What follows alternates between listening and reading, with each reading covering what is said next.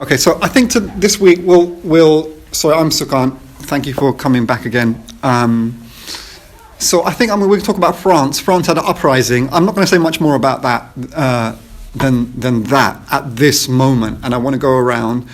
I just want you to know, just to share, if you knew something happened in France, what you think happened, why it happened. Basically, just in very, very short, there was an uprising. And thousands of people have been arrested. The average age is 17 years old, of several thousand people being arrested across France. And there was an uprising or riots or whatever you want to call it. And in that, a lot of very violent means was used by the protesters, by the people who conducted the uprising, including grenades, shotguns, fire bombs, Molotov cocktails, and other type of things. That's what I'm going to say. So I just want you to just make your own comments about it. Should we go around this way? Is that okay? Can I go last? Okay, let's go around this way then. If that's okay. Of course you can go last. That means you go first. Hello. Hello. Go on. Well, I know before there was I don't know if I would call it an uprising, but it was with the pension. So that was quite bad and people were burning things in the street. But this uprising was about the death of a teenage boy who was killed by police. And it's just for days. All I know is that there's been lots of violence. I don't really know too much about it, which is why I came. But I know it was racially motivated. What were your sources of information? Mr. Glazebrook. Oh. So, anything else? Did you notice it anywhere outside of, the news on your phone or? On the TV. It said that there was a bunch of... In your family home, the TV's on? Yeah. And that's when you noticed it? The news. Okay. Anything else you want to say at this point? Not really. No? Just kind of want to know more about it. Do you want to make some comments? Just anything, anything. I just know that a child, like a teenager, was killed and then that caused all the uprising because my mum told me. Yeah, okay. Your mum told you? Yeah. Do you know who killed the teenager? It was police, I think. Okay. Anything else you know about it? Why did your mum tell you about it? I know she was just reading news and I was just watching. I don't know. You were watching the news while she was watching it, or? She was watching the news and then she just likes to tell us things. And so you didn't have any other further conversation with mum about that? No. No? Did you say anything? Well, not really. No? Okay. Did you think about it or feel anything? Did you think about it further? I kind of did when they showed us news round in class about the cars being burnt.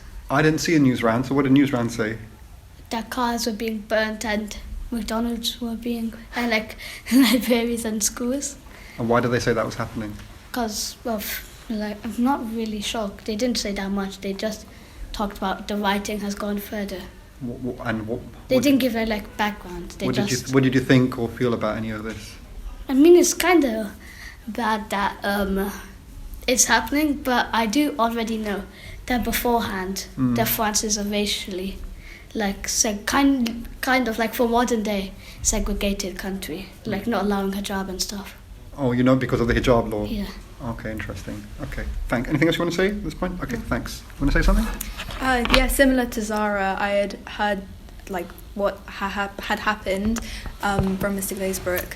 And then I remember it was on the radio and I just heard Moroccan, so my ears perked up. I was like, oh, Morocco. And then I was Moroccan, Algerian. Are you part Moroccan? Yeah, half Moroccan. So anytime Morocco gets involved, I'm like, oh, what's that about, And then I heard Moroccan, Algerian, and then I thought, oh, is this what happened in France? So I was quite interested, and I take French A-level. And we're supposed, I'm already interested in France's culture and what's happening already. And for A-level, we're supposed to know what's happening culturally, or just politically what's happening. So then I was even more interested. I've always been kind of interested in the kind of division with the North African population or the Middle Eastern population within France, and how the treatment is. How it's kind of dealt with, I think. Have you got family in France? No. Are you from La Seine? No. Where are you from in Morocco? So my dad was Moroccan, and Do you know where from? Fez. Oh, Fez, yeah. Nice place. Have you been? No, I've been to Marrakesh. Been to Marrakesh, but yeah. Fez is up in the middle at this mountain. I've been there. It's nice. Really beautiful. Yeah, I want to visit, and I think that's also why, because I wanna learn French, so then I can go to Morocco and get more immersed, because Arabic is a bit hard, a bit too hard for me. But so you haven't visited France? I have, yeah, when I was in Disneyland Paris. Okay. When I was like 8, Oh, so right. not but not recently. But I was actually thinking, me and my mum were really interested in this because we were planning a trip to Paris, and I get a bit nervous of traveling. So she thought, oh no, it's gonna put her off, with all the riots and everything. But I think, I just want to experience France and just see now as like a 17-year-old rather than an 8-year-old going to Disneyland, how my mindset will change. What did you think about what happened this last week? What was your feelings, your thoughts? I thought, not in like a typical kind of way. I don't know how to kind of phrase it. I thought, I don't know. I think the connection to France, and this racially motivated motive, I guess, kind of made sense in a sad way. I don't know. I thought, oh yeah, because I think France, there are quite a lot of, I think their views, especially on like the hijab and how to say, oh no, it's for all religions. There's a bit of prejudice there, and I think a bit of bias towards the large population of immigrants. And what did you feel about the uprising and the riots? About like whether I support it or Whatever just you want generally. to say. I think I'm always conflicted. That I never think one side. I think as everyone goes, but I think that there's a real motive there for justice amongst a lot of teenagers, especially. But I think it's always annoying when you do see violence from protesters, in the sense that you understand that rage and you understand why they want to be violent, but you know how the media is going to portray that, especially if it's from a racially diverse group, and they're going to be like, oh well, these people who may come from immigrated, like who may have migrated, and I think the media will portray it in a very certain way, will put people like in the news very specifically for a certain way, so the general French public or just internationally will react in a certain way. What do you think is the conditions of the people on council estates in France? I know, again, with my just little French like A-level knowledge that we've been doing, I know that even like with the rap in the beginning, how like in the rap in the suburbs, that a large majority is usually North Africans or people who have migrated, and I think that there's it kind of says a lot, I think. If the protests were not violent, what are the kind of effects of that? If they were non-violent rather than violent, do you think that's better for the protesters? Is there more advantages for them or less advantages for them? This is the thing. I think it's kind of a catch-22. I don't know if that's a phrase, but I think either way, there's advantages on both sides. I don't necessarily disagree with the violence. I think again there is a rage, and it's completely understandable. But I think it's the way, it's not the protesters' violence that I'm like, oh, they shouldn't be doing that. It's more about how that will affect what their motive will look like, you know. I'll come back to you if that's okay, because there's a lot of interesting things that you... can I hear to hear? Is that okay? That's fine. Yeah, with me. go ahead. Which balloons? Anything, any of your thoughts, your feelings, your reflections, any conversations you had this last 5-6 days about what's going on in France, or anything else you'd like to share? Well, I first heard about the news last week, and I asked my mum what she thought about it, and she thought what the police did was bad, but I didn't really have a conversation with anyone about it until today, I guess. But what I can say is that this killing was obviously unjustified, and obviously the protesters have a good cause, but yeah, that's what I have to say really. I'm not very educated on this issue, that's why I came. That's all right, no problem. Did you have any further conversation with Mum about it? No. No? Okay. Do you want to say something? Yeah, just when I saw it, the first I saw this couple of days ago, this armored police vehicle that just reminded me of few scenes, Northern Ireland, Palestine, and South Africa, and particularly because I've been teaching in South Africa, and the whole, the image of South Africa from the mid-80s onwards was exactly this type of personnel carrier driving through the townships, just getting bottled and stoned everywhere it went, and it just reminded me of that, and I just think, and it's interesting because we've been studying about the downfall of apartheid, and the more I think about this, the more convinced I am that it was the township uprisings really was the root of the downfall of apartheid, because that's produced the instability, that made the investors pull out, that plunged the economy, that then they just had to beg the ANC to only the ANC could restore the stability. So, and I was thinking there's no kind of equivalent of the ANC necessarily, but there is a sort of global apartheid, like we talked about in that conference as well, and it's based on migrant labour like apartheid was. And these migrant communities often are policed with violence. It seems to be the case in France, not only in France, but so yeah, just got me wondering about whether the to be honest, I was quite happy to see because I write a lot and research a lot about police killings in this country and particularly in other countries, and normally it just happens. There's an ineffective protest, the police do their cover up, and that's the end of it.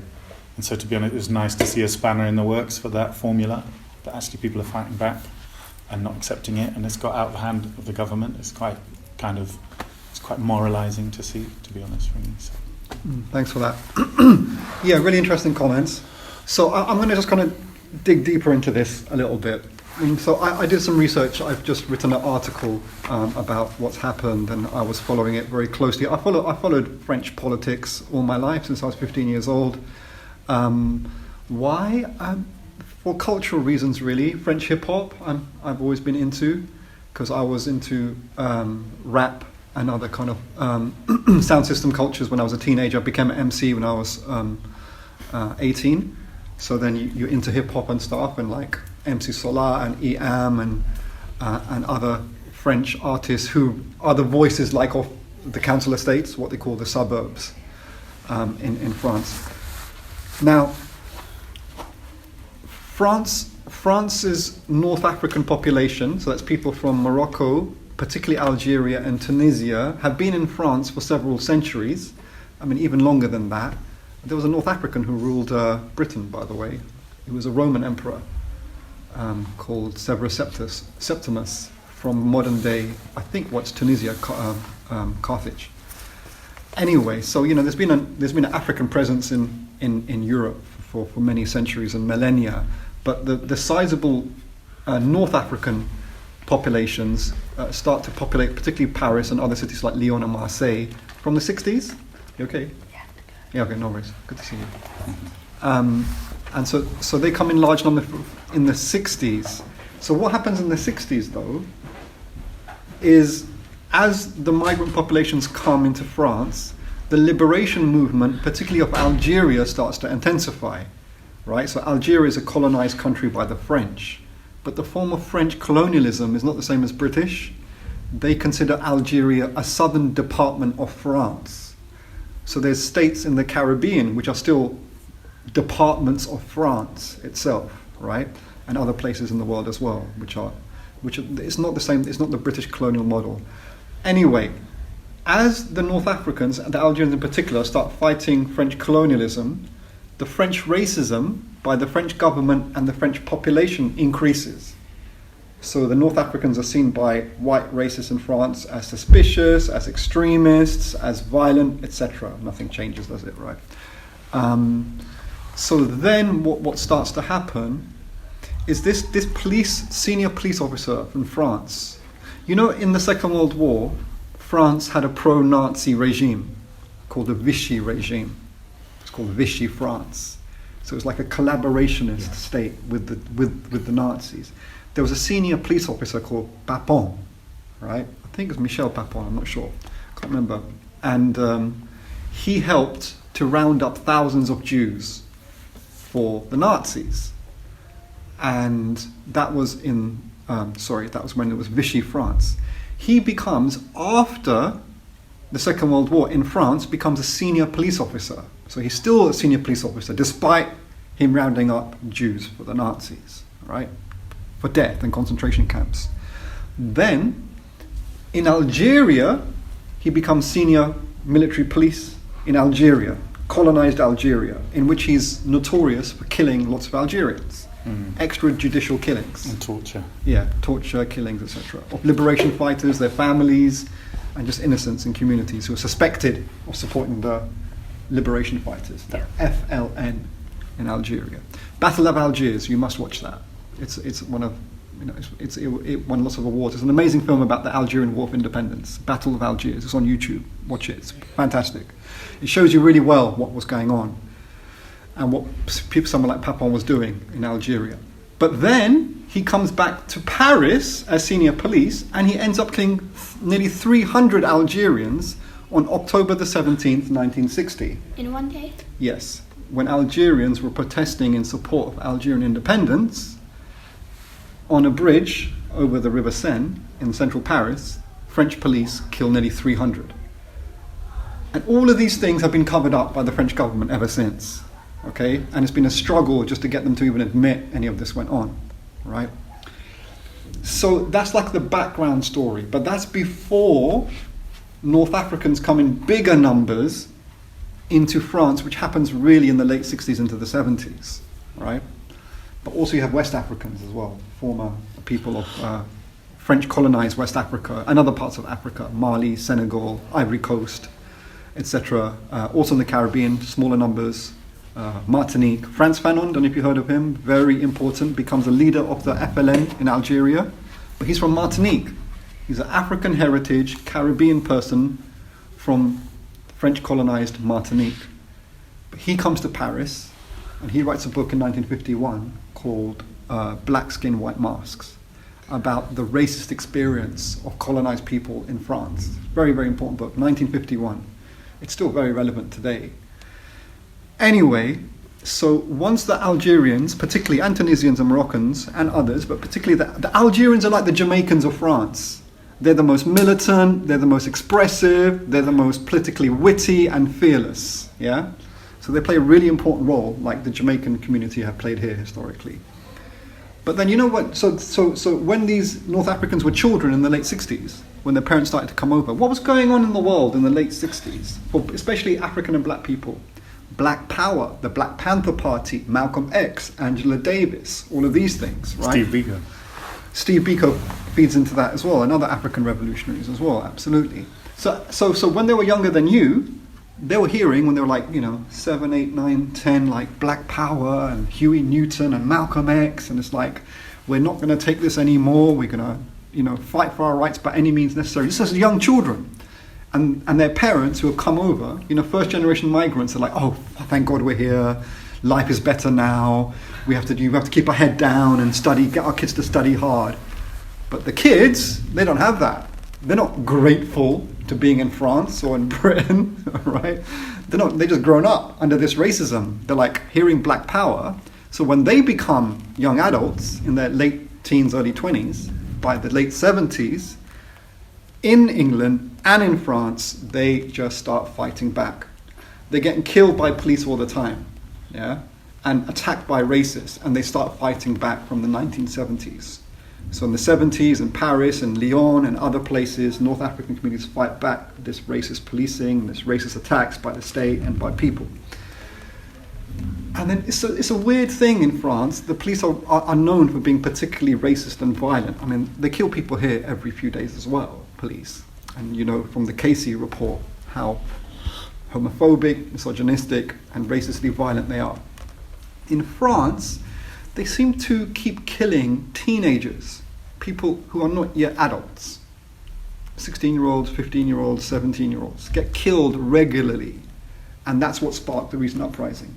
Nahel, he was 17 when he was killed in a Paris suburb called Nanterre. And then Nanterre rises up, and then the whole of France rises up for 5-6 days. Okay? So that's to give you a little bit more, kind of fill in the gaps here. Now, what do you think is the future? If we're living through a situation where our people, young people and other people in our communities are getting killed by the police, but also by other state forces, like in the mental health system, and in other kind of like detention centres for migrants, etc. If people are getting killed more, if poverty is increasing, if housing is becoming more unaffordable and overcrowded, if public services are falling apart, what's the future? And what does the uprising perhaps indicate is the future? What's the future in a negative way, and what's the future in a positive way that you can see? How do you resolve this?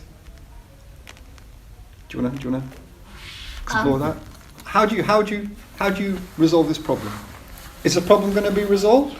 And how would it be resolved? The problem, probably, in my opinion, knowing like first, like they'll do more of these like revolutions, kind of protests. So after a few of these, and then like fake lies and cover-ups that we're not gonna do it, fake like promises, it's gonna end up starting like a really big one. Like the France has had revolutions before that have changed a lot. So it's right now, this one's probably gonna die out, but like the population will be like top, like how would you say it, like watching for a slip up, or like actual chance. And if while this will be resolved, I think the new generation, when there's a more new gen president, I think like racism will just start to go down, because like since racism is like old generations have been kind of like taught like kind of racism, and like, but this generation is growing up in a world with where it's just civil war. Yeah, I think you're very bright, and you have quite a deep understanding of these things. It's quite interesting for your age. I don't want to sound patronising, but I think you're right. I think these things will continue, and you're right. France has a very radical political general tradition. Even the French racists, they will protest hard against the government. Like the Yellow Vest movement had a lot of racists who are against migration. And even the pension reform, a lot of people in the pension reform movement, they've been asking for the police to clamp down on the young people doing the uprising. But still, they would fight the government for their pension reform. So you're right, France has that. And you're right, it will continue putting on that pressure. How it's going to be resolved, it's interesting what you say. I don't know. But do you want to talk to that? Yeah, I think that's a scary thing. I honestly have no clue, because it's just the question. Like, I mean, it's a human life nonetheless, but it kind of turned from how many more people have to die to how many more teenagers or how many more like young people have to die before, like, it's a kid, it's, and then there's like a bigger backlash, like there's a bigger like, they killed a 17-year-old, not just some like an adult this time. And again, this time, like it continues to happen. And I think Macron, he did a state of emergency. He didn't. He didn't. This time he didn't. It was demanded from the right, from Le Pen and Eric Zemmour, and other right-wing force. I mean, Macron's right-wing anyway, but even further, they demanded a state of emergency. He held back from that. Ah, okay. And I think this is also the thing that he's not, right now, he's not either way, like, he's not pleasing either side. You have extremists on both sides, and then you have even you go less and less until he's more middle, more right. But everyone in France right now is displeased in some way, and I think that that's what will lead to the most change. Like, I think there's overlaps and in the public where they're displeased in different ways, but then it's also a bit that they want different things for completely different reasons. On one hand they want it for pensions, and then the other they want it for racial justice. So it's, I think it's quite scary, because I don't know how it's going to really. Do you think equality is possible within this system? I think that it's funny, because obviously they have kind of a lot of pride in their rights, and how the people fought for their rights in the revolution, and how they're like a free country, a democratic country. That's why that they don't allow religion and religious symbols in schools. But I think they're like, oh, we're equal and we strive for equality. That's actually doing the opposite, and that's what the government's saying. We're saying, oh, the people are gonna, we have this equality system, but the people aren't feeling that clearly, and I think that the people aren't being listened to as much. So I think it's interesting, because I first met you in the class on apartheid South Africa, in which George Chirac spoke. Can you try and give a parallel analysis from apartheid South Africa and, let's call it, apartheid France? Can you see parallels there in the protest? I mean, Dan referenced that explicitly. Can you see that? I think definitely with the youths and the importance of young people and the power that I think the masses have. I think it's a lot more like with Soweto. It was, not just adults, and it wasn't, and it turned from this. Obviously, in the 60s, it was turned to like armed and more violence. And I think maybe we're starting to see the turn to more violent measures, and possibly success in that, I think. So I think the importance of young people, but I think right now there's still a bit of divide. And again, in South Africa, when there was divide, that's when it was not it wasn't the most stable. Yeah, stable. And even in USA, I don't know if it's a theory or a conspiracy or something, but obviously with Malcolm X and Martin Luther King, they're in the media, they're presented as very they were completely they didn't even like each other, or one guy was violent, one guy was for peaceful means only. But in the end, they were starting to collaborate and work together. And coincidentally, Malcolm X got assassinated, and then Martin Luther King, and then even JFK got assassinated. So the kind of, you could have seen the government and then peaceful protesters and then more militant protesters. That combination would have worked perfectly, and that could have led to something. Right, yeah. So I think there might be a parallel in that. Yeah, no, interesting. Yeah, I mean, it's come out recently that Alex Haley, who wrote down, Malcolm X's autobiography. Yeah. It turns out when he interviewed Dr. King for a Playboy interview, that he just doctored Dr. King's negative comments on Malcolm X. Added to them. We don't know it's Alex Haley. Might have been his editor. Alex Haley is a right-winger. I thought he was friends with Malcolm X. Yeah, but he's a right-winger. He was in the Republican Party. He also produced a very famous TV series called Roots, about the history of European slavery against African people. But he's a right-winger. He doesn't have the same politics as Malcolm X at all. He has very different politics, really. So there's an agenda there, and people. It's for many years people have been critiquing Alex Haley. So that's what. So you're correct. I wanted to talk to you as well. Similar question. So what's happened in France also happens here. Yeah, it's not something unique to France. It happens in many different Western urban centres. Remember when George Floyd got killed, there was a 2-week uprising. Similar stuff. When Mark Duggan got killed in August 2011, we had a 3-4 day uprising here. In June the 13th, 2020, there was a day of militant action led by black youth in central London against the far right.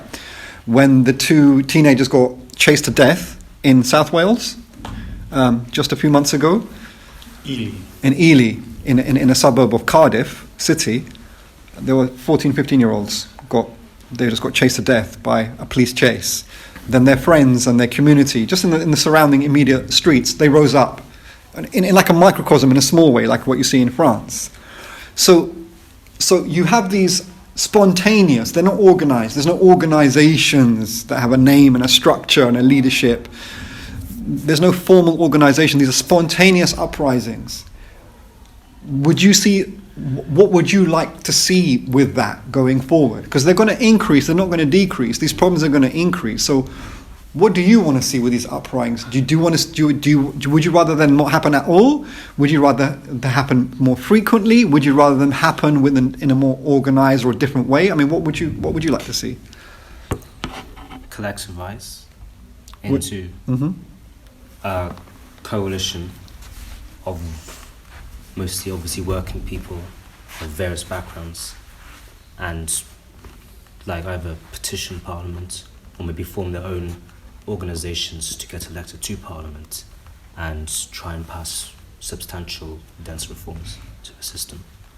What about if the system is like now?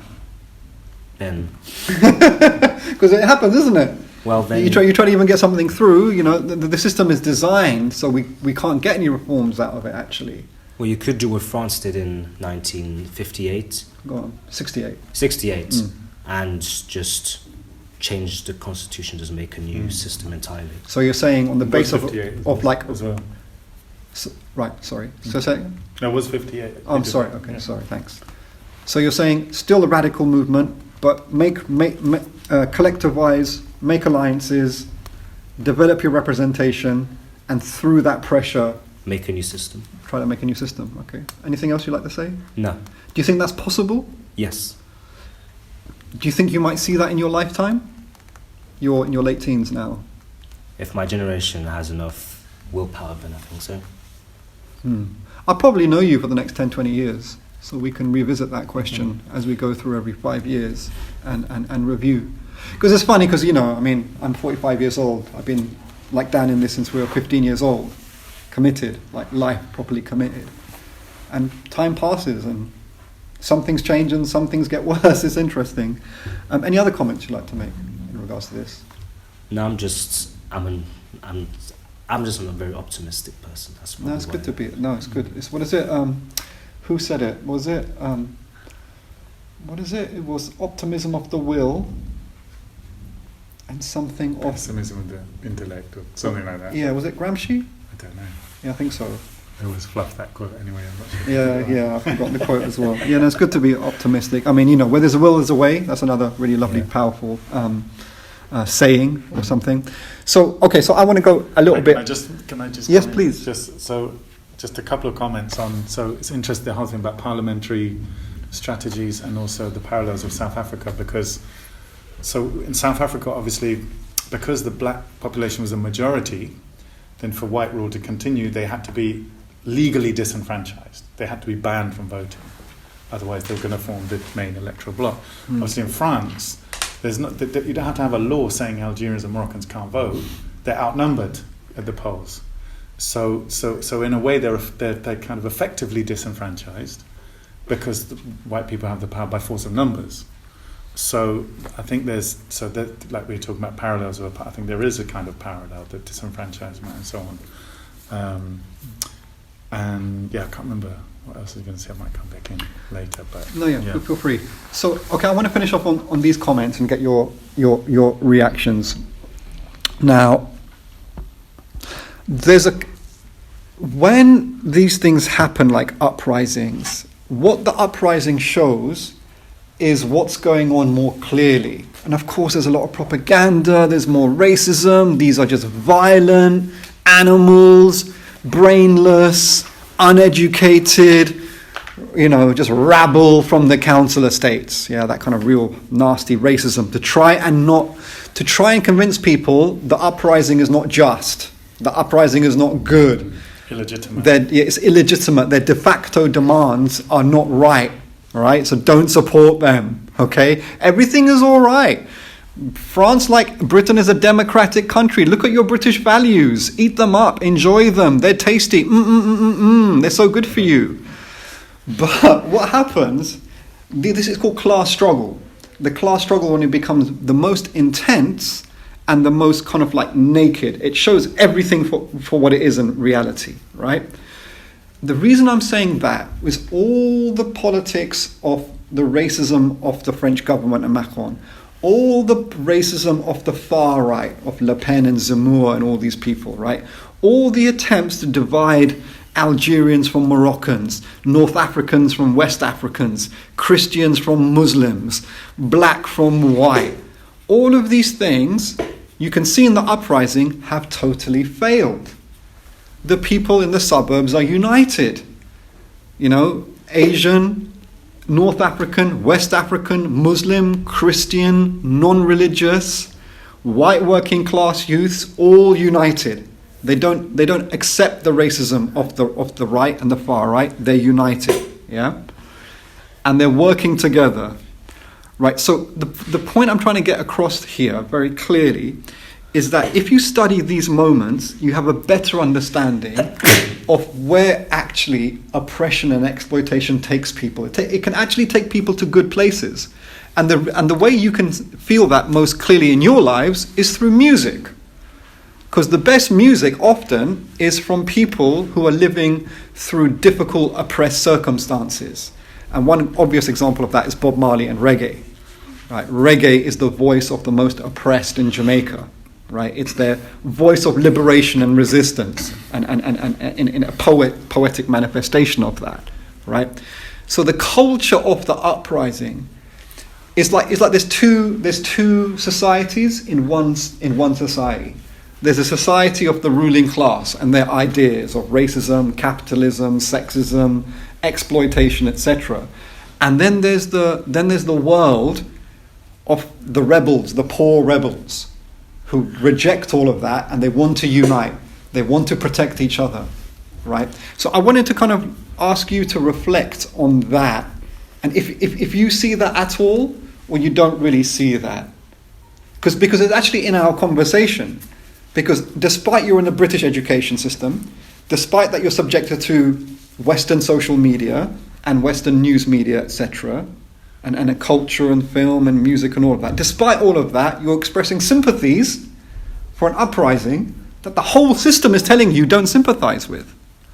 So how do you reflect and navigate that division? Go on, do you want to go first? Yeah. Well, because luckily we have freedom of speech and expression, which the British and French governments allows, we're able to learn about what's going on in other parts of the world, whether that be in France, Iran, or whatever, and sympathize and become allies and supporters of groups against tyrannies like police brutality or religious authoritarianism or China or whatever. Mm. Yeah, it's true. I mean, I'd push back slightly, if you don't mind, on the notion that the British government and law and state they passed allows us to. The law they passed recently curbs protests and stuff like this. I mean, there's different mechanisms they use. I think if we were more of a threat, they might clamp down on us more. We're not really a threat in this country. Like once every 10 years, there's a rising. In France, it's every year or two, right? But here, people don't really rise up much. Yeah. I think because for the state, I think speaks to the point that Macron didn't initiate the state of emergency. Because sometimes when you're too blatant, you get a reaction. And I think Macron realised if he had a state of emergency, it would cause him more political problems. What does that mean? State of emergency. So it means there's a curfew.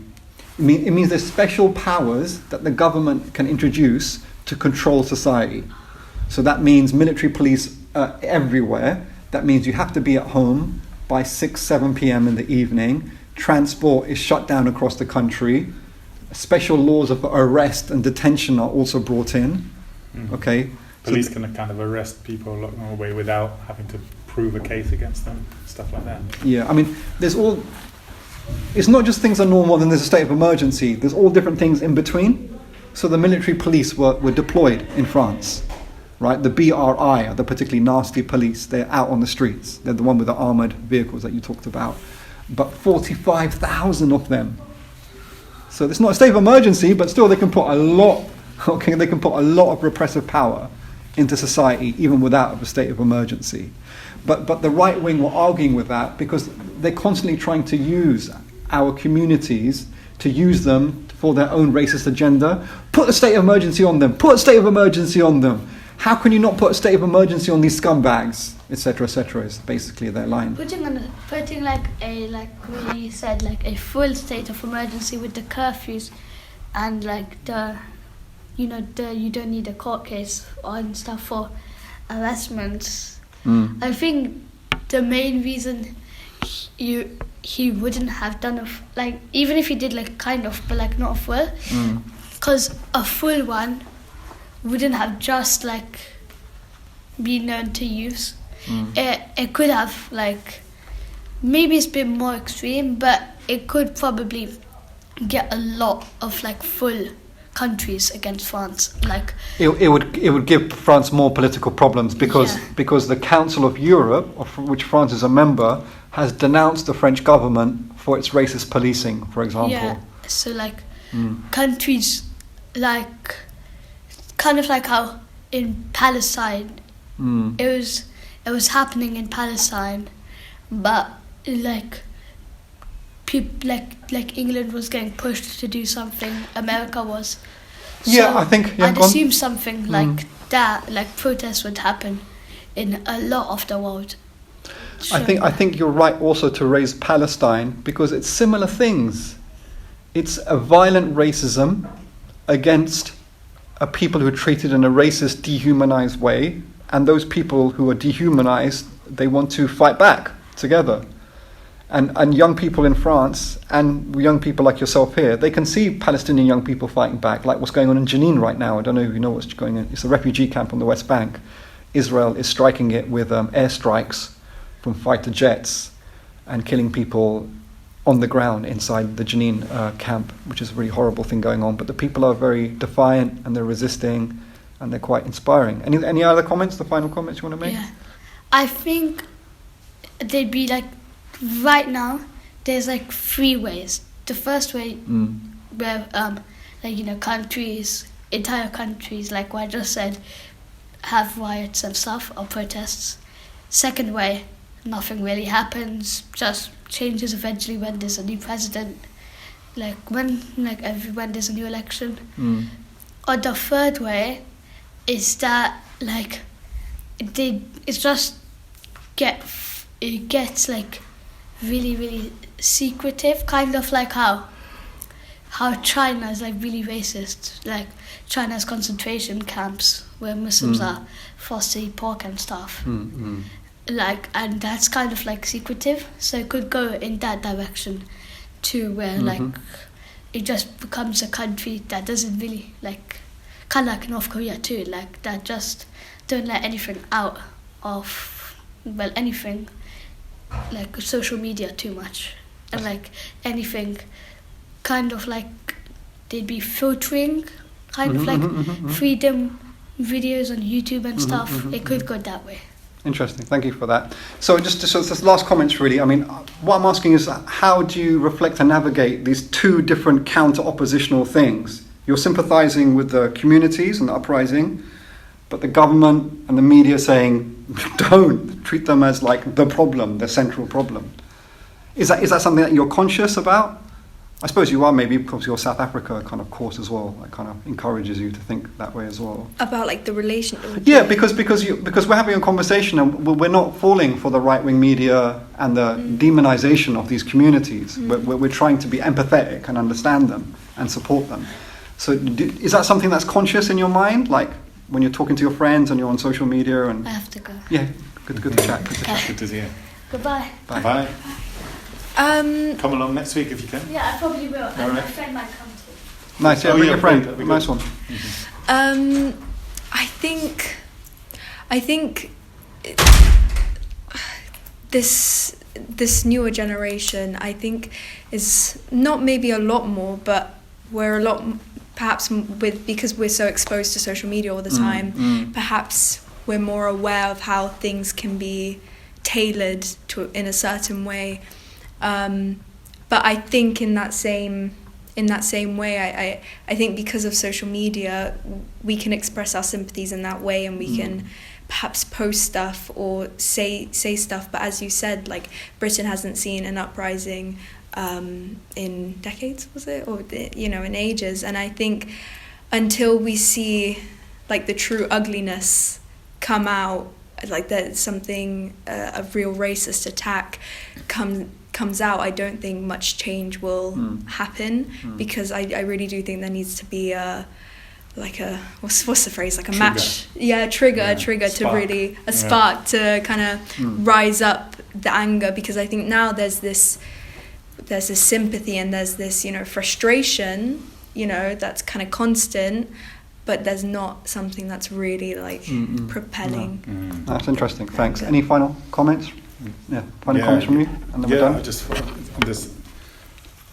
when you're talking about the future, possible different futures and stuff as well, I feel like there's I suppose bringing a bit of a slightly Marxist analysis of just there's a growing conflict between the needs of capital, the needs of capitalists to basically see a return on their investment, and so it's, and the needs of the people, and they're increasingly incompatible things to just keep generating profit, but also to actually for people's needs to be met. And you can see this with like the pension reforms.